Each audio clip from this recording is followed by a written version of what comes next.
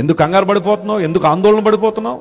లోకస్తులను చూసి ఎందుకు మత్సర పడిపోతున్నావు? చాలాసార్లు వారు డెవలప్ అయిపోతున్నారండి. నువ్వు అవ్వలేదా? ఆత్మలో అభివృద్ధి పొందలేదా? నువ్వు విశ్వాసంలో అభివృద్ధి పొందలేదా? నువ్వు ప్రేమలో అభివృద్ధి పొందలేదా? ఇవి చాలా ఉన్నతమైన అంశాలు కాదా? ప్రతిసారి ఎవరినో లోకస్తులను చూసి ఎందుకు కృంగిపోతున్నావు? ఎన్నైక సార్లు ఎందుకు దుఃఖపడి దేవుని అవమానపరుస్తున్నావు? నీ గుర్తింపు ఏంటో నీకు తెలియాలి. ఈరోజు రక్షణ పొందిన వారితో సమానులు భూమి మీద మరొకరు లేరు. గట్టిగా చప్పట్లు కొట్టి యేసుని మహిమపరచండి. ఎవరితో కంపేర్ చేయగలుగుతావు నీ జీవితాన్ని?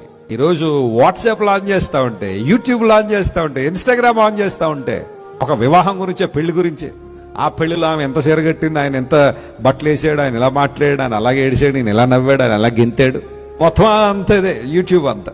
కొంతమంది అవన్నీ చూసి వావ్ మాకు అలాంటివి ఏమీ లేవు. ఎందుకమ్మా ఏడుపు? నీకు రక్షణ లేదా? నీకు యేసయ్య నేను రక్షించలేదా? నిత్య జీవాన్నే వారసత్వంగా నీకు ఇవ్వలేదా ఆయన?